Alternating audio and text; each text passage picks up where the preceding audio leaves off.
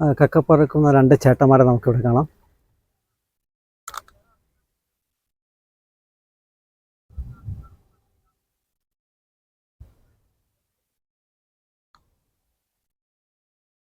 രാവിലെ തുടങ്ങിയതാണോ? രാവിലെ തുടങ്ങിയതാ?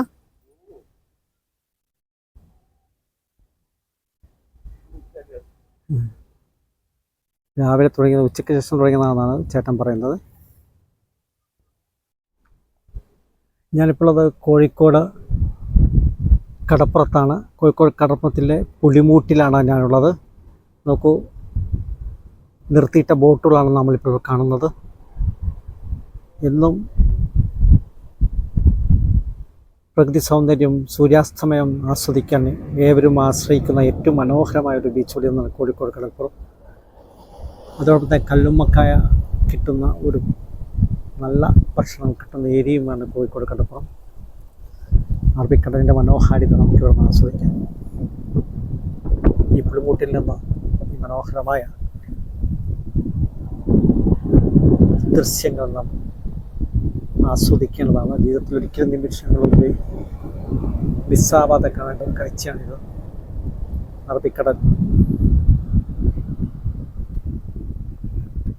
മത്സ്യബന്ധനത്തിൽ പോകുന്ന ബോട്ടുകൾ നമുക്കിവിടെ കാണാം.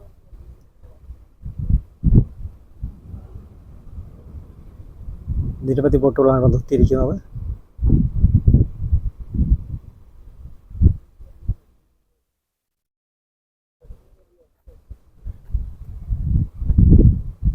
മഴക്കാലം തുടങ്ങിയതിനാൽ സന്ദർശകരുടെ എണ്ണം കുറവാണ്.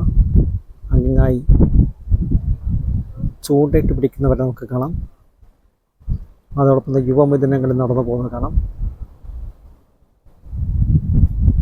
അറബികളും വാസ്കോ ഡി ഗാമയും പോർച്ചുഗീസുകാരും വിദേശികൾ കടന്നു വന്ന ഒരു കടലാണ്. ദൂരെ മത്സ്യബന്ധന ബോട്ടുകളെ നമുക്ക് കാണാം.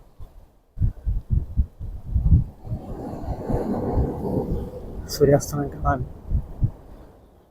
നാടിൻ്റെ നാനാദിക്കിൽ നിന്ന് ധാരാളം പേർ ഇവിടെ വരാറുണ്ട്.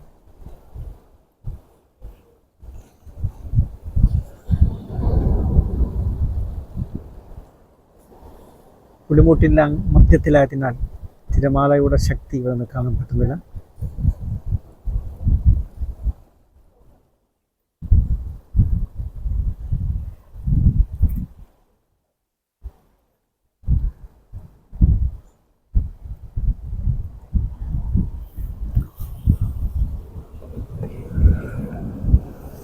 അതീവ ഹൃദ്യമാണ് കോഴിക്കോട് കടപ്പുറം.